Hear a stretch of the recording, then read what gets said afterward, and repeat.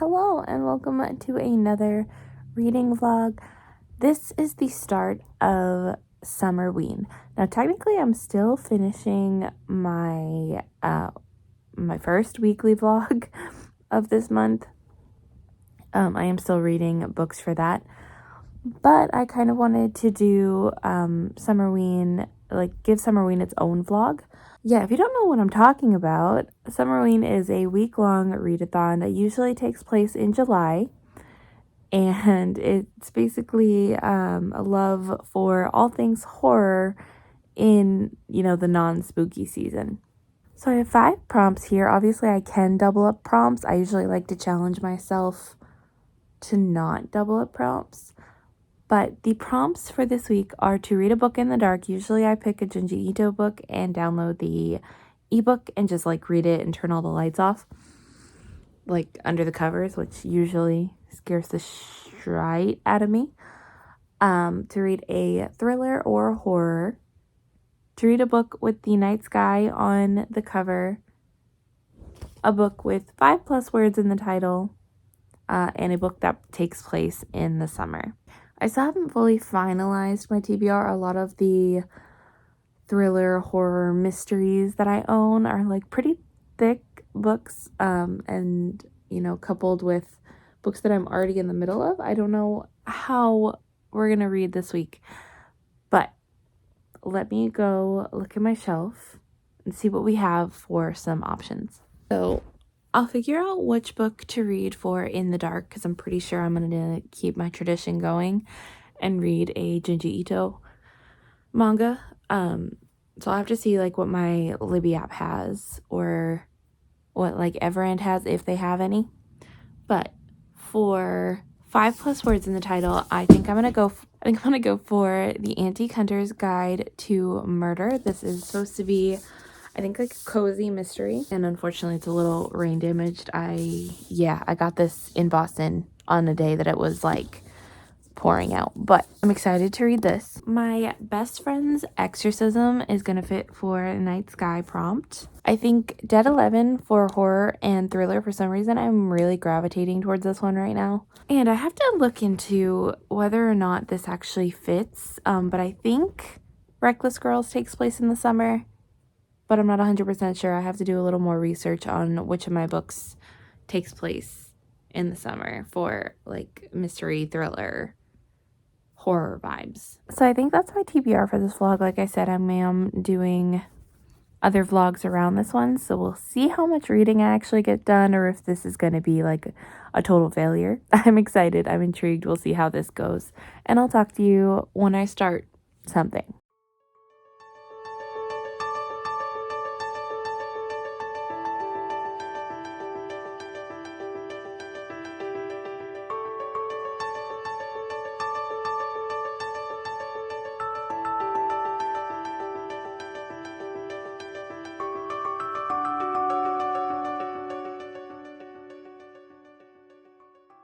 Okay, it has been a very long day. Excuse the AC. It is too hot to turn it off. I have gotten done reading. Haven't finished anything, but I've done some reading.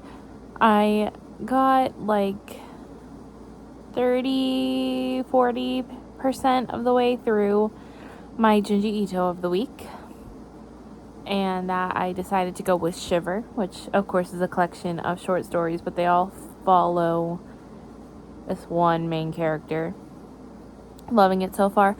I will say, first of all, Junji Ito so far is the only author I've read to actually scare me. The only author I've ever read that I can read through and they actually scare the crap out of me. It does not have the same effect when you're listening to your fiance and your friends play Baldur's Gate and there's just all the chaos going on. So that was fun. Goofballs. And then I did start reading The Antique Hunter's Guide to Murder yesterday, which so far it's okay. I don't think it's going to be anything groundbreaking, but it's fun so far. We'll see how it goes. I will say the main character is kind of first of all, excuse the nails. I need to get them done on Monday. Yeah, like she's a little like, I get it, like something happened in the past, but the Antique Hunter's Guide to Murder follows our main character Freya, whose aunt calls her and basically tells her, you need to come home. Something happened to Arthur, who is a long-term friend of hers, and we need to figure out what it was, because the police aren't taking it seriously. They think it was just an elderly guy that, you know, had an accident and passed away from it. Carol, who is her aunt, is not so sure. She really thinks that something bad happened to him. Freya doesn't really want to help because something happened in the past between her and Arthur that ended up ending Freya's career. We don't really know what, but it's brought up every 5 minutes, and that's kind of what's getting me. Like, they're really trying to drill it in our heads that something happened between Freya and Arthur that ended up costing her a lot. But it's honed, like it's hammered into your head that Freya still has not forgiven Arthur. And that's just 30 pages in.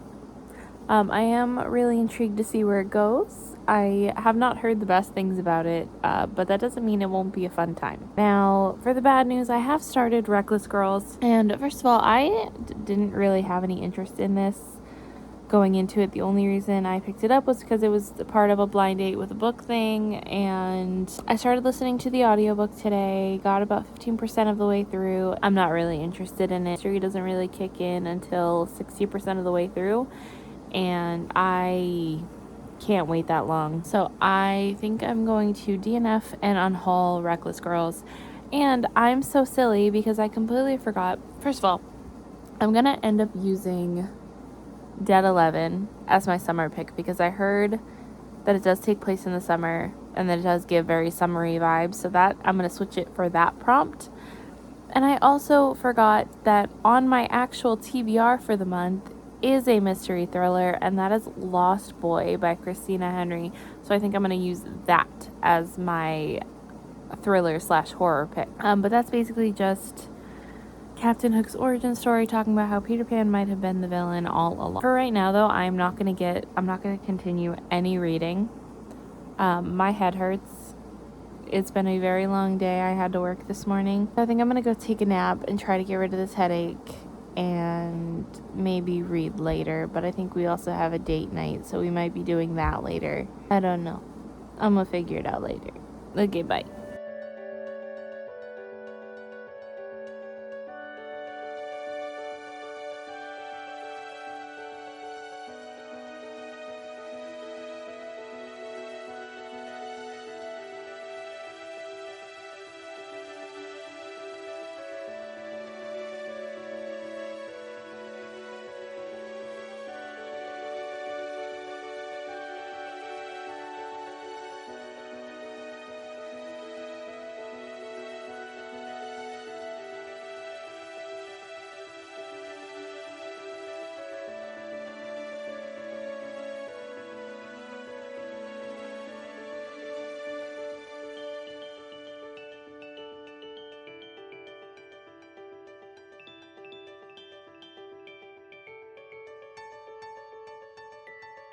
Okay, it's been quite a few days since I have talked to you, and I don't even remember the last update I actually gave you. Mostly this week I have just been reading. I did edit a video, or reading. Most of this week I've just been working. So not much reading has been done. I've only finished one book, and that was Censor, the book by Junji Ito that I was reading in the dark. I did finish that yesterday, and while I don't think it was one of my favorites, it's still very intriguing. This one, it is split up into short stories, but it is essentially following the same character, much like Dissolving Classroom, where even though it follows multiple different characters throughout it, we are centered around one main character. She is basically involved in a natural disaster, and she ends up having gaining special powers because of this. So it follows her, the people that she meets, and different freaky, scary scenarios. So I did really enjoy it. It was fun. Definitely not as scary, and I'm not sure if that's because I read most of this while also listening to Benson and some of our friends play Baldur's Gate, and that is always a chaotic, hectic, crazy time. I did find the audiobook for my best friend's exorcism, so I have been listening to that, and I'm hoping to finish it tonight while I'm at work, but I make no guarantees because everything at work has been a little crazy. I really do want to finish that before this readathon. Today is technically the last day of the readathon, so I would like to finish at least one more book. I'm not going to end this vlog today. Like, there's a couple more days to my vlogging week, and I feel like I have not read nearly enough to actually call this the end of the video. So I'm still going to keep reading beyond today. I'll just move on to my July TBR instead of my Summerween TBR. So I'm going to try to listen and read as much as I possibly can. I am going to go take a nap before I do anything because I have to work tonight. Like I said, I'm going to try to finish my best friend's exorcism, and I also have not made very much progress in An Antique Hunter's Guide to Murder. This one, I don't know, it's sitting probably at a solid 3 stars. I am 100 pages in, almost halfway through the book. Not very much is happening. Freya still very much just keeps telling us over and over again that Arthur did something bad to her. We still don't know what it was, but well, not something bad to her, but something bad that made her life completely change. Like, it just looks like he ruined her chances at becoming an antique hunter, something that she's been dreaming of doing her whole life. And she's never quite forgiven him for that. And we're reminded of that every single page. I am liking the way that at this point, pretty much everybody that we meet looks like a suspect. We are getting multiple different point of views. Usually anybody's POV that isn't Freya's is a lot, like 1 or 2 pages. So we get like very little snippets into other people's minds and mindsets and other people's point of view. So it really does feel like anybody's a suspect at this point, but it's not very engaging. Like, I'm not dying to pick it up every time I put it down. And I am getting through it very slowly, which stinks when it's a 200 something page book, like very short. And yeah, right now it's sitting at a 3 star. So again, I'm hoping to finish that tonight. I don't have to go to bed super early because I don't have to be awake super early. So I am hoping to finish at least those 2 books, and then we can call it a wrap for Summerween and just go back to pulling from the tarot deck. Well, actually, we can't pull from the tarot deck because I still have to finish the Poppy War and Icebreaker. But we can go back to the official TBR as opposed to the Summerween TBR. Okay, I'm going to take a nap, and hopefully I will be able to talk to you either later tonight or tomorrow morning.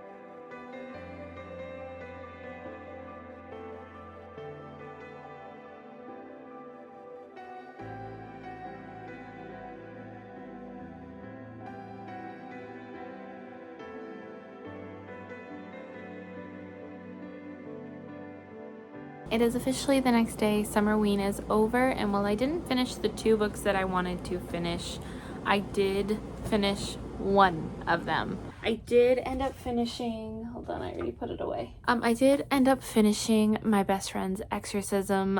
I listened to this whole thing on audio. I did manage to find the audiobook. I think I said that in my last update. And I did finish it while I was at work. And I really enjoyed this. I don't think I liked it nearly as much as I thought I was going to. I feel like the hype really, I don't know, I don't think I got the same vibe as everybody else seems to. A lot of people say, you know, this is a book about friendship and overcoming things as friends. And I also think, like, okay, like, it is about friendship. It's very much about their relationship and them growing up together from childhood into teenhood, and you know, their developing friendship. I think it also does, like, I don't think I've heard anybody talk about this. One of the things that kind of threw me off, but also I feel like it was a really smart and genius idea, is in a lot of ways you can't tell whether, I keep wanting to call her Gwen, and I know that's not her name, whether Gretchen is actually possessed, or if, you know, it's just teenage girls being hormonal assholes because teenage girls. And I was a teenage girl, so I think it's fair for me to make this assumption. But through a lot of the book, like, you can't tell if she's actually being possessed by a demon or if it's just her growing up, being more hormonal, things going on in her life. I will say, I don't think anybody has ever mentioned content warnings in any of the reviews that I have ever watched or read or anything, but there are quite a few content warnings in this, including sexual assault, drug use, and most importantly for me, something that took me out of the story, kind of packed a punch really badly. I had to stop listening for a couple of minutes, was death of an animal, and unfortunately we do see that on the page, so please be wary of that. Also, Grady Hendrix is pretty well known to write gross, gory, disgusting scenes, and I wasn't thinking about that because I was listening while I was enjoying my lunch one day, and that was very much a mistake. Overall, still a very good book. I was debating between a 3 to a 4. I ended up going with a 4, but it's probably realistically sitting at like a 3.5 rounded up to a 4, if that makes sense. I don't know where I put the actual book, but I did not end up finishing The Antique Hunter's Guide to Murder, unfortunately. So this will be staying on my currently reading in hopes that I'll finish it by the end of the year. But with that one, it could go either way. I don't know what the rating is going to be right now. Like, I don't think it's intriguing me enough to want to finish it. But at the same time, I do kind of want to know what happens. I want to know what happened all those years ago in Cairo and why they stopped talking, and all that. Either way, I will not be finishing it this month unless I manage to finish my entire TBR. I did, however, pull another prompt, even though I should really be focusing on Poppy War. Not so much Icebreaker. I'm not really worried about finishing Icebreaker right now because I do have the audio and I will continue to listen to that throughout the month. But I really should be focusing on Poppy War. I do have quite a bit left in this. I'm not even at the halfway mark. But I did pull another prompt, and that one was the Eight of Swords? Eight of Swords? Is that what it was?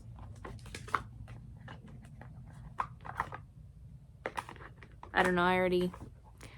Unfortunately, I already got, I think it was the Eight of Swords off the top of my head, which is to read a book in a genre that you don't typically read. This might be stretching it a little bit, mainly because there aren't a lot of genres that I don't typically read, at least that are on my shelf, but this is one that I really wasn't planning on picking up, and then Connor ended up choosing it for one of the prompts that he pulled. So I think for this prompt I'm gonna go with The Last Ronin. This is a Teenage Mutant Ninja Turtle story, something that I really have not delved into. What is that face? Did you already read it? No, I haven't read it yet. This is the one that I just pulled a prompt for. Okay. I don't know much about it other than what Connor has, described to me in that TBR, but I'm really interested and excited to pick this one up. Have you read it yet, baby? It's fucking wild. You have read it? It's depressing. Is it good? Oh, it's good. Good. Some just of the best depressing? TMT pieces, yeah. You literally will not guess who it is by the end. Okay, well now I'm intrigued. So I'll probably pick this one up. I do have to finish adding the music for my vlog that I'm posting literally in like 20 minutes. And then I'll probably read this. Well, I'll probably read this while Benson is downstairs playing Baldur's Gate with our friends tonight. You're not gonna listen in on us? Of course I'm gonna listen in. Shenanigans. Of course I'm gonna Mogu's listen gonna in. need her I same always person. have you guys on in the background while I'm reading. Okay. Okay. I will check in with you hopefully when I finished one of the 30,000 books that I'm reading. Okay, it's been quite a few hours and I have moved from this spot, I swear. But I have finished The Last Ronin and this was a 4.5. I really wanted to rate this a 5-star. My only complaint about it, okay, first of all, if you didn't watch my TBR, this is The Last Ronin. It is a Teenage Mutant Ninja Turtles graphic novel, but it's a lot darker than the Ninja Turtles. I don't know a lot about the Ninja Turtles, but I at least know that usually it's not this dark. At least I think so. At least what I've seen. It's not this dark, but we are following the last Ninja Turtles who unfortunately has had to watch every single person he loves dies, and he is dead set on getting revenge. And really all you need to know about this going in is probably like the basic layout of the characters. I feel like it would be more impactful if you knew the characters maybe a little more intimately than I do, but still I loved this very, very much. The only thing that was holding it back from being a full 5 stars is we get the, you know, POVs, well, not POVs, we only get the POV of our main character, but we get 2 different timelines. We get like a past timeline and a present timeline, and like we're not always, like it doesn't always tell us when we're in each timeline, so it kind of at least took me out of the story a little bit when I was reading it, because it would like switch to a different timeline and it would take me a minute to realize which timeline we were in. So I couldn't fully give it a 5 stars, and I really wanted to ignore that, but like I can't, being an honest reviewer, I literally can't ignore that one tiny thing that is holding it back from being a 5 star. As somebody who knows very, very little about the Ninja Turtles, I never watched any of the shows or any of the movies or played any of the games. Like, I really don't know anything very much about them other than their names and, you know, some of the other characters that are in the kind of universe. I really enjoyed this. I definitely think it was dark. There are very much some dark topics in here, so don't go in expecting this fun, grand old time that you might normally get in the Ninja Turtles universe. It is very dark, and we deal with a lot of themes like survivor's guilt is a huge thing in this. And I also love, like, there are certain parts in here where we kind of get a little bit of a different art style. That is probably one of my favorite details in this book, is there's like, I don't really want to talk about why we get a different art style or like why I thought it was so impactful and so great, but there are certain parts where we get kind of like a different art style, and we get to see a little bit more into our main character's head and like what he was thinking when, you know, he set his actions in motion. And I thought that was a really impactful way to do that, where we got like a little bit, again, I'm gonna repeat myself, where we got that different art style and we really got to see, you know, what he was thinking. So we're meeting, you know, we're reuniting with old characters that you might have loved and grown up with, but we're also meeting some new characters. And I think this was done absolutely flawlessly. I did cry a little bit at the end.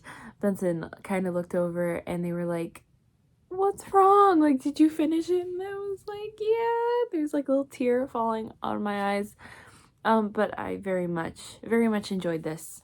And again, you really don't need to know much going into the series, which is something that I was a little nervous about, but would highly recommend if you know literally the basics. Now I am debating on picking another one because I would like to finally read Super Mario the Super Mario manga that I have.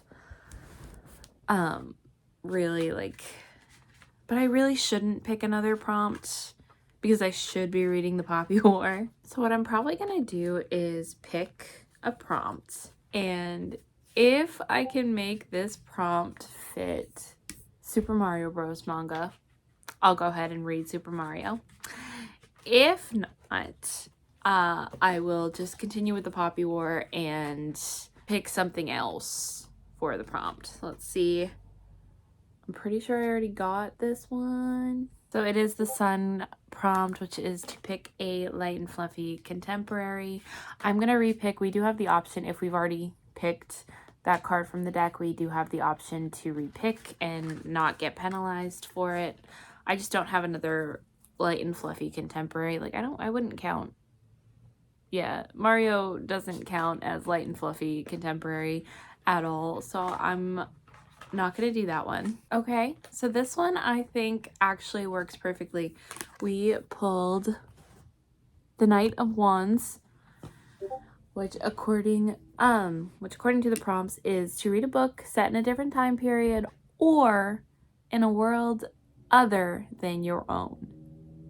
And that's perfect for the Mario Bros. So let me go grab that. Okay, so I think for this I'm going to be reading Super Mario Manga Mania. I said when I was, in last week's vlog that when I was flipping through this, I thought it looked a little familiar, but I really think I was just thinking of the Kirby manga that I read. So I don't think I've read this one yet. I am very much looking forward to it. This was not one that I was planning on picking up. This is one of Benson's books, but it's something short and quick that I can get through in order to gain some more points for my team. So I'll probably put this on. Benson and the rest of the gang have not started playing Baldur's Gate yet, but that hopefully they will be soon once Mogo is done with her little stream break. And I will be reading this while listening to them in the background. And hopefully I can just bang this out and make a decent progress in my TBR, because I think I'm doing very well for someone that has not had a lot of time to read. After that, though, I will be returning back to the Poppy War. I need to finish this. It is on my These Books Will Self-Destruct. I don't want to get rid of it, mainly because Benson still wants to read it and because I'm really, really enjoying it. So I need to get back into it. I will not be pulling any more prompts until I finish this. Again, not as worried about Icebreaker because I'm listening to it on audio, so I will listen to it as I have the chance throughout the month. The Poppy War is one that I really would like to finish.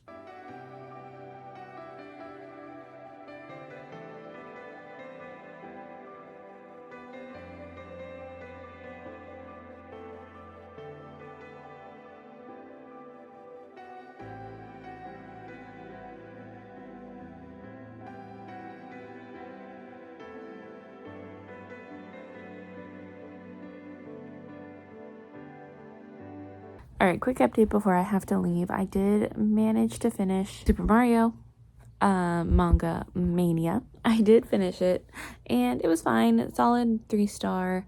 It was really just a bunch of stories collected in the Mario universe. Each little story is, set during a different game, and so it's like little side stories, and it's really interesting. Like, you don't need to have played any of the games in order to understand what's going on. Like, I haven't delved very far into the Mario universe, but I still had a good time with it. There are some little footnotes throughout the book that are telling you where the story takes place and letting you know little things about the games in order to make it make sense. I could see how they would get a little annoying for a mega fan, whereas obviously I already know where the game how the game goes, but it was very it was a nice little added bonus to have for someone who isn't as familiar as I could have been. All right, another quick update. First of all, I finally downloaded the Hoopla app, which if you don't know is like Libby, where you can download things or audiobooks or ebooks or comics or anything from your local library. I finally downloaded that, and I don't know why I haven't done it sooner. I think I tried once and then I couldn't, like, something about my library card. But I did find the audiobook for The Poppy War, which is amazing because I need to finish this very soon. And at the rate that I'm going, I'm not going to finish it for the rest of the month. So this is a really added bonus to have.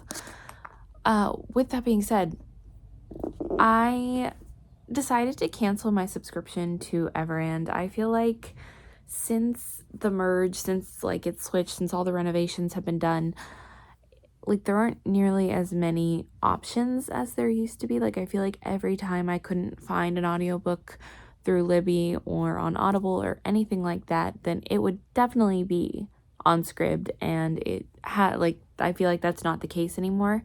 So I ended up deleting that, and I wish I had saved the app like before canceling, because what I thought was on Hoopla, and it's like it ends up being the French version, but I thought Icebreaker was on Hoopla. So I'll most likely end up continuing this physically throughout the month. I do have to finish it by the end of the month, because at this rate, I don't think we're gonna start reading A Court of the Vampire Queen this month, because none of us have gotten a copy. I haven't been able to go out to a bookstore and find it. So yeah, I haven't been able to, to actually make progress in the book club. But I think I might end up using this for my spicy read, because it is very spicy and I am very much enjoying it. But I'll probably end up continuing this physically, because there is a 12-week wait through Libby. And it is reading very quickly so far when I am reading it, so I should have no problem reading through this physically. Definitely by the end of the month. I don't know if it's going to be my next priority after the Poppy War, because I have a couple of other books that need to be prioritized. With that being said, I feel like I say that a lot now. As far as the progress so far this month, I have done my reread of Poppy Heads. I've done my reread of Pumpkinheads. I have finished rereading The Last Nimsara. I have read a book in one sitting, which is Mario. I have read a new to me author, The Last Ronin. So that is 4 of the books that I need to read. I still need to finish The Poppy War, obviously. I need to finish The Lost Boy, which I think is also on Hoopla, so that would be amazing. I need to finish my popcorn read, which was Shadow Glass, and then my spicy read, which will probably be Icebreaker, unless we can get our hands on the book very, very soon. And then The Caged Queen and Skyweaver. So I still have quite a few books that I need to read. Technically, in order to complete my TBR, I really only need 3 of those, but it would be a nice added bonus to be able to actually finish them all. And I think I'm making very, very good progress.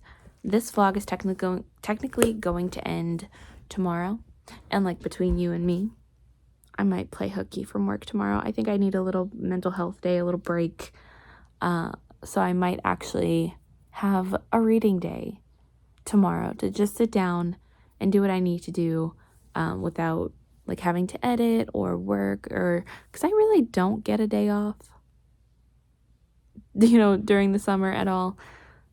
So that might be, I think that's probably something I'm gonna do. If you work with me and you saw this video, no, you didn't. Okay, I do have to start getting ready now. Benson's gonna be home in a minute, and I have to go to work where hopefully I'll make a decent progress in the Poppy War. And I'm so excited to say that.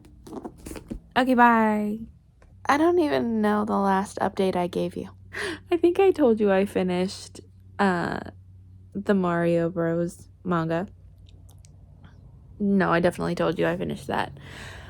And I have made some progress in the Poppy War. Still haven't finished it, but I'm officially halfway through. I've been listening to the audiobook and mostly playing Alice in Wonderland on the Nintendo DS today. That's really all I've been doing. However, I think I'm going to end this vlog here. Again, don't know how exciting it was, don't know how long it was, but really, like, these vlogs and this vibe, or really the vibe of these vlogs, are literally just going to be you hanging out with me while I read and talk about books. Like, I don't think anything really exciting is going to happen. So I really just wanted to let you know. I still did a decent amount of reading this week. But I really just wanted to let you know that this is where I am ending this vlog. I am going to go hang out with my sister for a bit. Obviously, we know by now, like, my birthday was like 2 weeks ago, but my sister really wanted to do a cake for me, and she never ended up getting to do one. So she's going to do like a belated little birthday thing, little dinner. We're just gonna chill. It's supposed to be like a reading date. Like, she really wanted me to like body double her and read with her, but now she just wants to do puzzles.